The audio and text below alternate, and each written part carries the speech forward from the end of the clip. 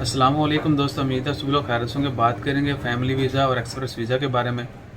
Facebook WhatsApp के ऊपर एक खबर शाया की जा रही है जिसमें मेंशन किया गया है। एक्चुअली वो पूरी फॉर्मेट के ऊपर है, आप देख सकते हैं स्क्रीन के ऊपर। जिस तरह ओमान गवर्नमेंट की किसी मिनिस्ट्री की जो पोस्टें होती हैं वैसे जो है शेयर की गई है। अरेबिक में लिखा हुआ है कि जी एक्सप्रेस वीज़ा जो है 21 दिन का और फैमिली वीज़ा जो है वो ओपन हो चुके हैं 8 नवंबर 2020 से। और दूसरे पेज में जाएंगे तो लिखा हुआ है जी कि वर्क वीज़ा जो है उसकी ओपनिंग जो है वो भी जल्दी है।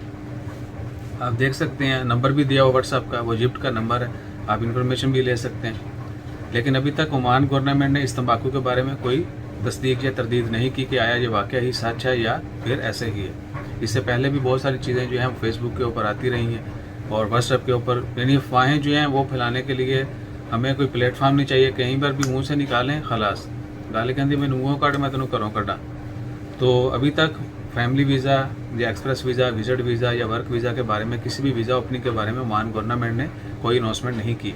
और चूंकि ये सुप्रीम कमेटी की जानब से पाबंदी लगाई गई है तो होपफुली माइट भी दे कैन अनाउंस टुमारो। जैसे कि बुध और जुमेरात को अक्सर मीटिंग या प्रेस कॉन्फ्रेंस होती है, तो हो सकता है आने वाली मीटिंग कॉन्फ्रेंस में कुछ ना कुछ अनाउंसमेंट कर दी जाए। तो जैसे इसके बारे में कोई भी खबर आती है वो भी आपके साथ शेयर करते हैं। अपना ख्याल रखिएगा और इस तरह के तंबाकू और व्हाट्सएप के ऊपर जो है नेगेटिविटी जो फैलाने से जो है वो एहतियात करें।